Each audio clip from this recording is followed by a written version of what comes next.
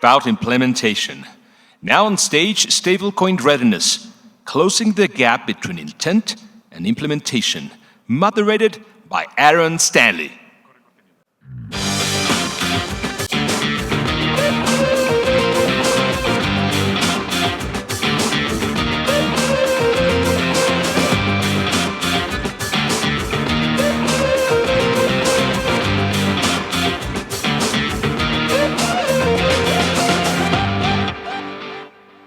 All right. Thanks everyone for joining us here today. Really excited for this panel. This is going to be a really interesting one. We've got a really great lineup of speakers here you're going to be hearing from, talking about stablecoin readiness and really kind of closing this gap between stablecoins are great and my company actually uses them, right? We have an implementation gap here that we need to figure out how to solve, so we're going to be discussing that at length here today. So my name is Aaron Stanley. I run an advisory firm called Promenade Advisory. We do strategic comms, PR, event services, in addition to content as well, mainly focused on the Brazil, Latin America market with regards to digital assets, tokenization, et cetera. I'm joined by, we have Joao Reginatto, who's the Chief Strategy Officer of M0. We have Monica Ramirez of Anchorage Digital. We were actually on stage at this conference last year, so it's nice to be on stage with you again, Monica. We have Olivia Vande Woude from Ava Labs, and then we have Sheraz from Solana Foundation. So welcome to everybody. And so let's kind of frame this, this question here that we're going to be tackling, right? So we're at this point where the technology works, like the regulatory barriers are coming down across the world in the United States and elsewhere, but we're still at this point where there's an implementation gap with regards to actually utilizing these technologies inside the enterprise context, inside of consumer contexts.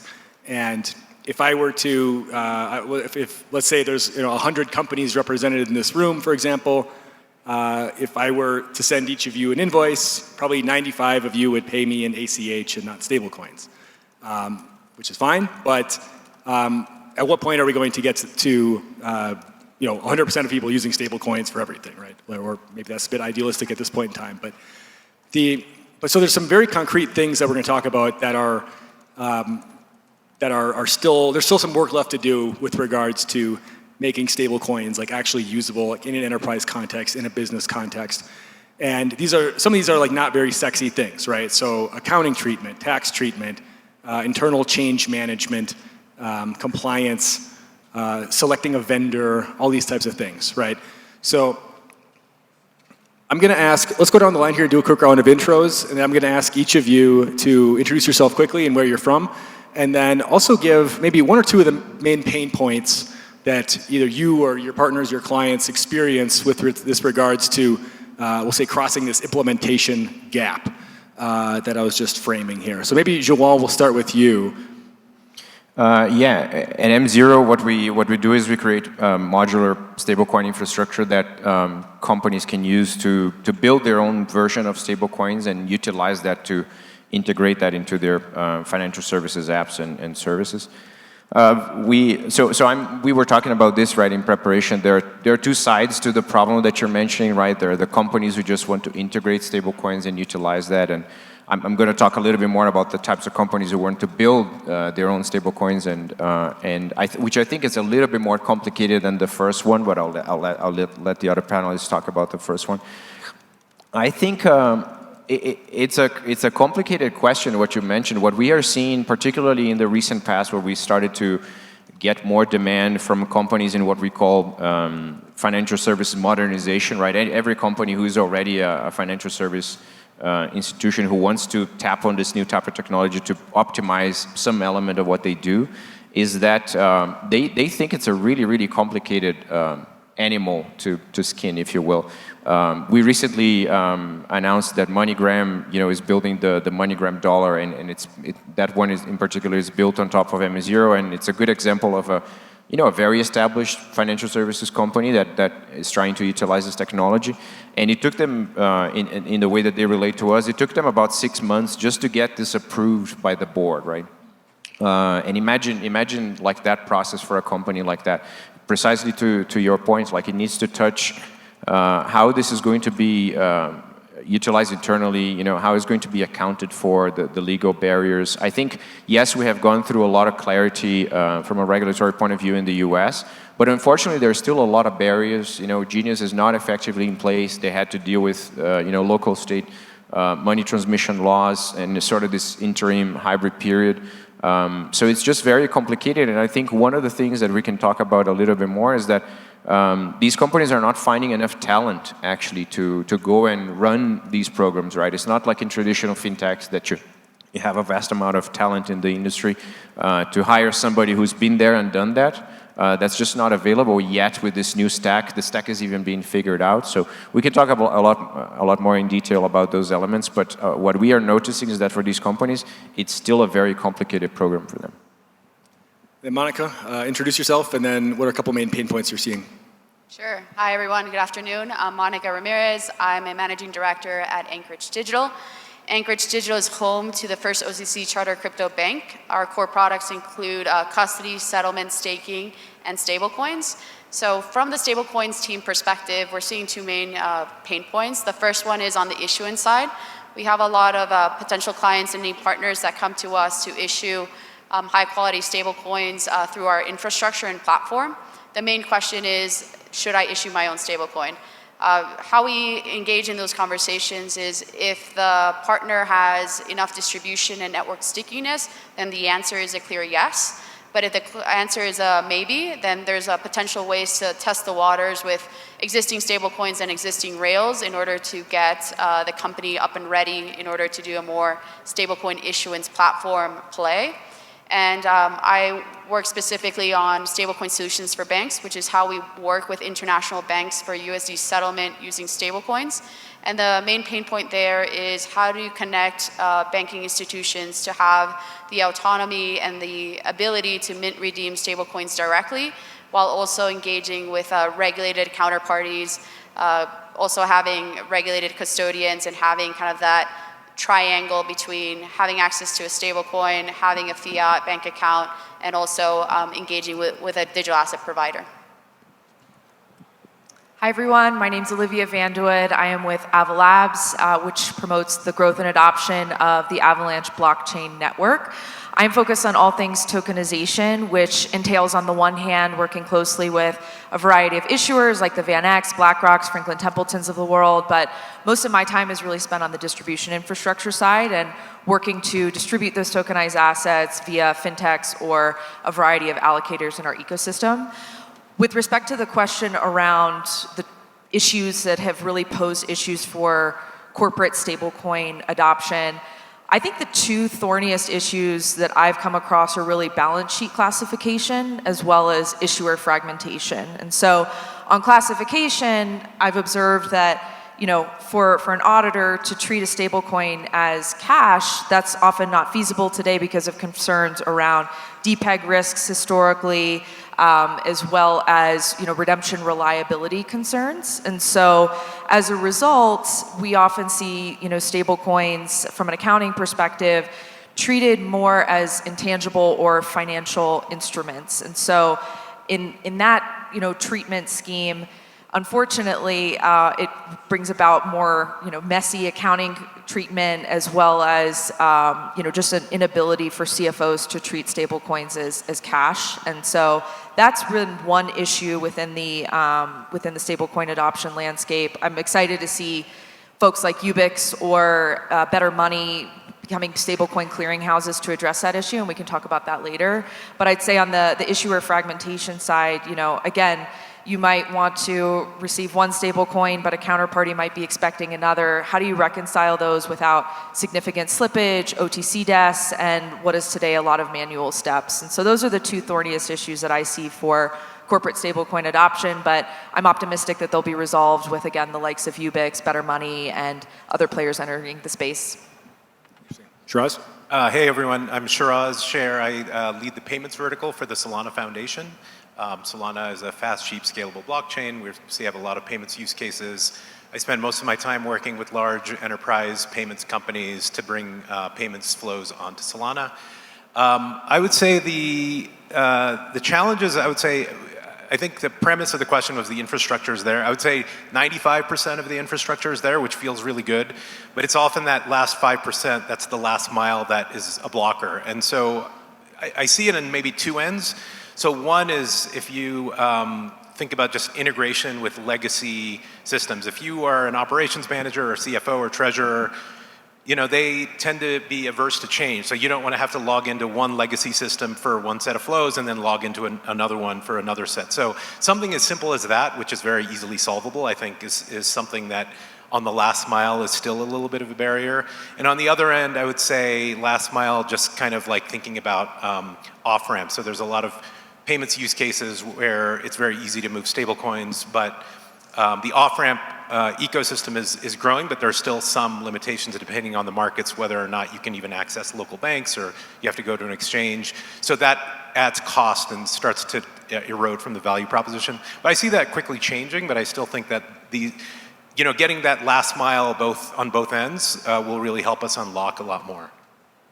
Great. And then, so kind of piggybacking off of this last mile question and thinking about this implementation gap, Monica, I'm going to direct this to you, but how much of this gap is really due to technological, like we're at this 95%, we need the final 5%, versus, or maybe like the UX isn't quite as smooth as it should be, and how much of this is maybe like an internal change management question where it's like, okay, I've got to train my employees on how to use this entirely new thing, and maybe none of our clients are using this, or no one's asking for this, so maybe there's not really like an urgent need to take a look at this this kind of hypothetical proposition. How are you seeing that? Yeah, so it becomes a conversion of all three. So on the tech side, we're closely seeing that that's becoming less of an issue. I think the blockchains are very well developed, and having stablecoins that are can be issued, minted, and redeemed within a platform has been quite battle tested, especially in the last couple months. Anchorage, as a regulated counterparty, also enables and helps all our partners to be able to mint and redeem stablecoins in that manner. The two main ones at this point are the connectivity with the traditional system.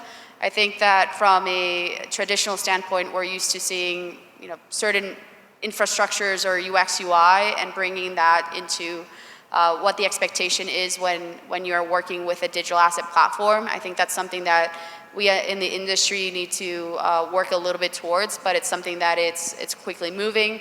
But I think the main one would be the internal dynamics. There's several conversations where leadership might be bought in that there needs to be a stablecoin plan or a digital assets strategy, but then filtering that through each layer of each company really takes a lot of discussions and at different levels, because the use case that might resonate well with the leadership might be very different from the person who's executing the trade on a day-to-day. So having the sympathy and the empathy for all the people who will be having to do all those individual trades within a company, I think that's something that really, once we get accelerated on how to have those conversations, it will be a turning point for the industry. Great. And Olivia, do you want to jump in on this question also? SumSub is a full-cycle compliance and verification solution that lets you manage all of your identity operations under one configurable platform.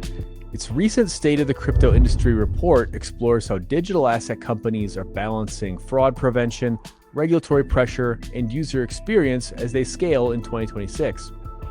The report explores how these firms are prioritizing verification accuracy over speed in onboarding users, and how targeted, automated, and AI-driven attacks are changing the risk environment for companies in the sector. I encourage you to check out the full report, which is linked in the show notes for this episode. Yeah, sure thing.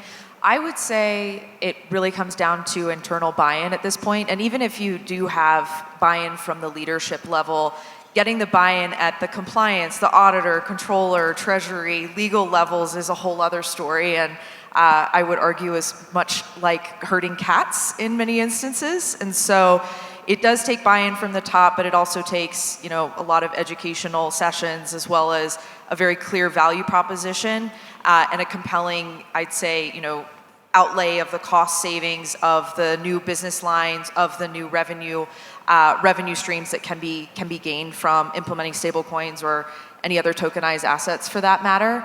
I'd say a great example and proof point of this has been with the work that OpenTrade has done. OpenTrade offers stablecoin yield products or yield as a service, and importantly with RWA-backed yield vaults. And they have been targeting a number of fintechs that are Web 2 or legacy fintechs in many instances.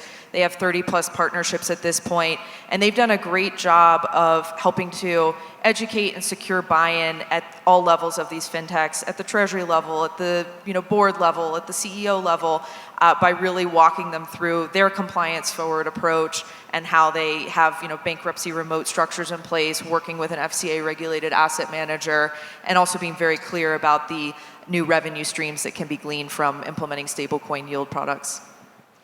Great. And then kind of piggybacking off of this, let's suppose that I'm a CFO of a mid-sized company in the audience here, and I'm drinking the Kool-Aid. I'm like, hey, this is great. This is stablecoins. Like, this is where the financial system is heading. These are the rails that we need to be preparing to integrate into our business. But we're not like ready to make any changes immediately right now for all these reasons we've been discussing. These things take a bit of time. But if I'm looking to maybe, I want to start laying the groundwork for okay, in 2 to 3 years, how can I get my company ready to the point where, okay, we can actually move on something like this? How do I go about kind of building the right kind of internal coalition, if you will? How do I go about, just making sure that there's a plan in place that everyone can agree to? And with enough ambition to make it happen, but not enough to maybe scare everybody off, right? Sheraz, maybe what advice would you have for that CFO? Well, I think there's a psychology or a stigma associated with this. So if you were a C-level and you said, hey, we want to lay out our AI strategy, we're going to go deep into AI, everybody was going to jump on board. If it gets public, the stock price will probably go up.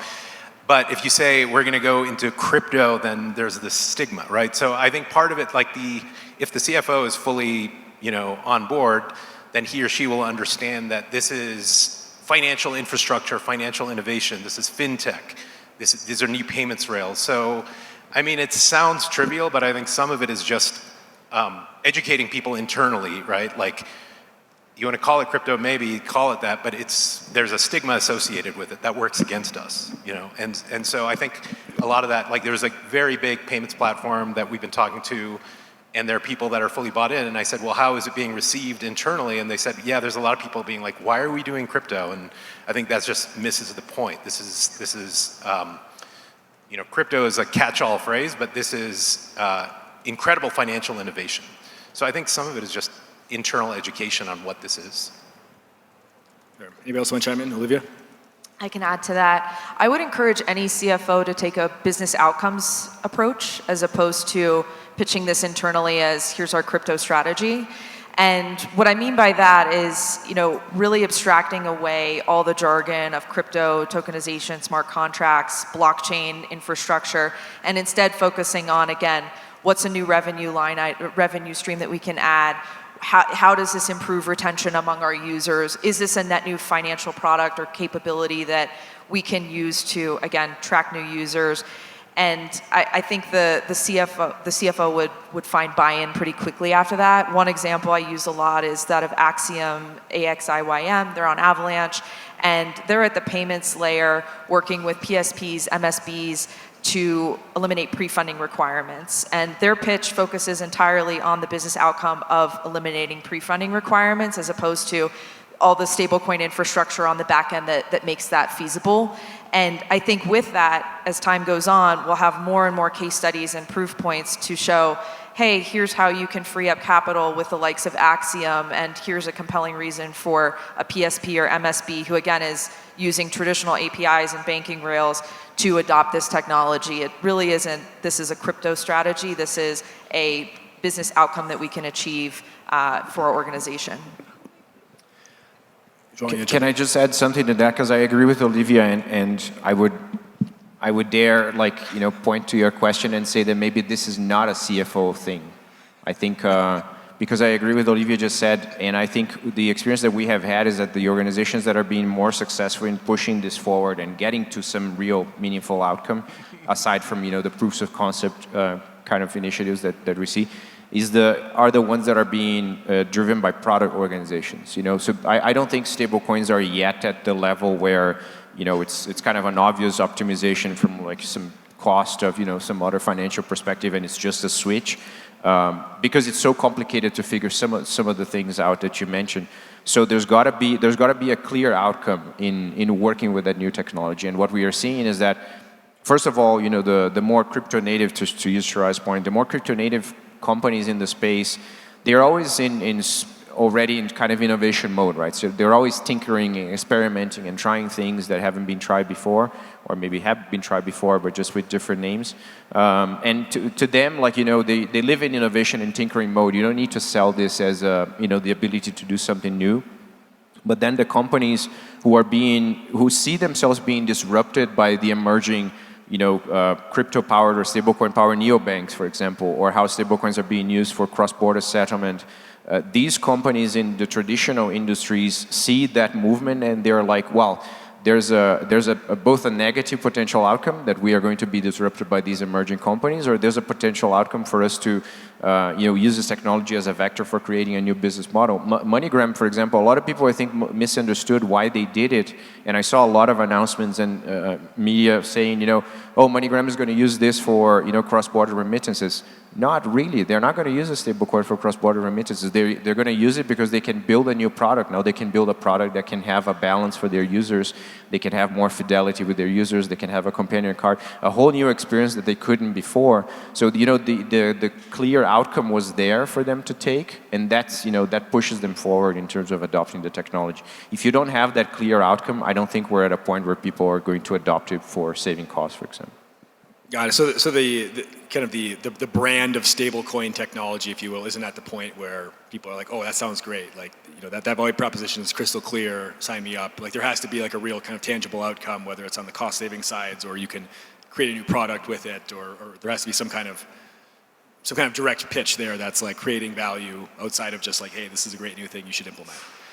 I also wanted to ask, kind of touching on what you were discussing earlier about how there's kind of a talent shortage with regard, this is a new industry, crypto itself is a new industry, but stablecoins is sort of a new sub-industry within crypto, kind of crypto hybrid, fintech hybrid essentially. But let's talk a bit about like this capability overhang that might exist between like, okay, if the technology is 95% of the way there, how do you kind of go about solving that 5% last mile problem? How do you find that the talent necessary to be able to solve that problem for yourself internally? Is this, do you come to conferences like this? Do you have like, try to find like the crypto guy inside your company and see if he'll help out? Do you have to go buy a bunch of, expensive McKinsey consultants or something to tell you how to do this? Maybe Joao, if you want to take that, and then whoever else wants to chime in. Maybe not McKinsey consultants, but maybe a good chunky Anthropic subscription. I think they're actually, leaving the joke aside, I think there is a meaningful gap on the talent side, because I think for a long time building in fintech, we kind of understood the tech stack, right? It was like, you need your banking sponsor, and you know what the sponsoring bank is going to deliver for you, and then you're going to have a payments processing partner, and you know what they're going to deliver for you, and then you have your compliance stack, and you know what they deliver for you. All those things were way more mature in the way that people traditionally build fintechs. Now it's like everybody's kind of trying to do a little bit of everything, and the stack is not well defined, and I think that's a huge challenge for people. Because who plays the role of moving money, who plays the role of keeping funds for the balances that we hold for our customers, et cetera, et cetera.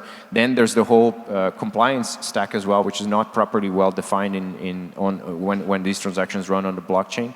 So I think again, it's not a vast like sample size that we see at M0, but the companies that are succeeding are the companies who actually have somebody with some level of digital asset experience that have been, appointed in some sort of a product role, and they have, enough clout in the organization to push this forward.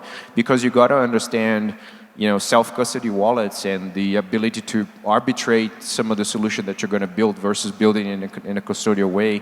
We're seeing a lot of companies being successful in starting with the wallet and walking backwards from the wallet, right? The wallet defines sort of the core experience, and then from there you decide if you want to use an existing stablecoin, build your own what layer of experience you're going to build around that digital wallet, and then how it's going to be issued and how it's going to be transported. But I do think there is a gap in experience, because there are some people in the industry that have done this and have like about 5 years of experience where they have built this kind of product. But it's, you know, we don't have even like 1,000 people maybe in the industry who can do that. So it's going to take a little while for those folks to move on to their second and their third job. Sheraz, you want to add in, chime in from the Solana side? Yeah, don't waste your money on consultants. I mean, the thing is, you need people that are in the trenches. So like, I go to all these conferences, we see all the same people. Every time I go, I learn about 5 new founders, 5 new companies, 5 new use cases. Like, I've never seen a McKinsey consultant at any one of these conferences. So come to people that are in the trenches, like talking to founders and builders and networking. It's a small community. Everyone kind of knows everyone, and things are moving quickly. It's not one of these things where you can just sit in an ivory tower. So recruiting is hard. It's like a limited pool of people that straddle both worlds. But yeah, you just have to come out here and like meet people and network and court and bring in talent, and you have to captivate them with your vision. I would argue that we need to see a massive reskilling and upskilling of the traditional financial services industry with respect to tokenization, smart contracts, blockchain, whatever category you want to describe it as. I think it's a lot easier to learn about the technological promises and upgrades versus learn how FX functions, versus learn how traditional equities markets work, especially if you haven't been in those contexts beforehand. And so I view reaching escape velocity or mass adoption of Web3 as being a hybrid future of teams that either are reskilled or upskilled and have come from traditional finance, or TradFi teams that have absorbed some crypto natives with that expertise and work together. But I'm hard pressed to see all of the changes and upgrades being solely driven by crypto native hires going to TradFi firms. Then, Monica, I want to back up a little bit here, and I want to get your take from the Anchorage side on this kind of change management question, where if I'm the CFO or the chief product person of a company, how do you go about kind of thinking through the roadmap for how do we go about implementing this over a 2, 3, 5 year period? And obviously, Anchorage, you guys deal with some of the biggest players out there, so it'd be really interesting to hear your perspective on just how some of these folks are, or how you're talking to these folks about this question. Yes, the best way is to have many different types of conversations. So I think that one of the reasons why our team is called Stablecoin Solutions is because we do a lot of solutioning. While we come to the conversation with these are the top 3 to 4 more popular use cases, we also see that there's a lot of variation based on the country, the bank, the different counterparty, and it's good to be flexible.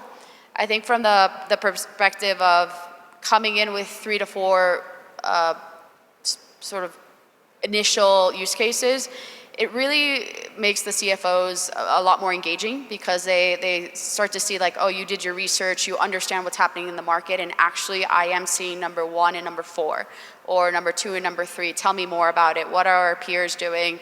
What should we be upscaling or working on? So coming prepared with those kind of main areas, I think it's important. And then when it comes to the teams, like I think that it's a lot of pressure on 1 or 2 people to lead the digital asset strategy at any of these places.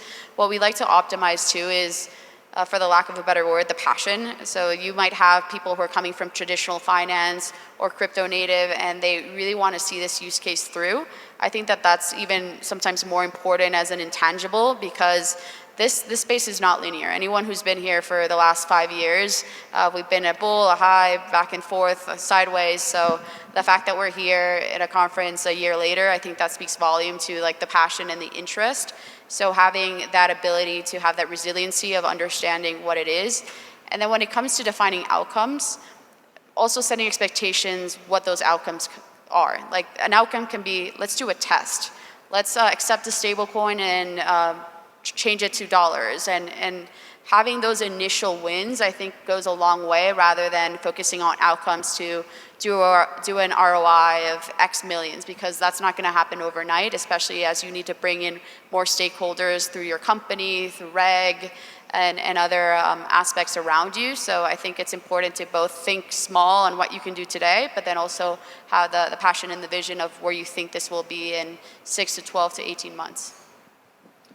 And then almost out of time here, but lightning round to wrap up. Let's go around the horn, and we'd love for each of you to give one controversial, heterodox opinion on this subject that might get people's juices flowing a little bit.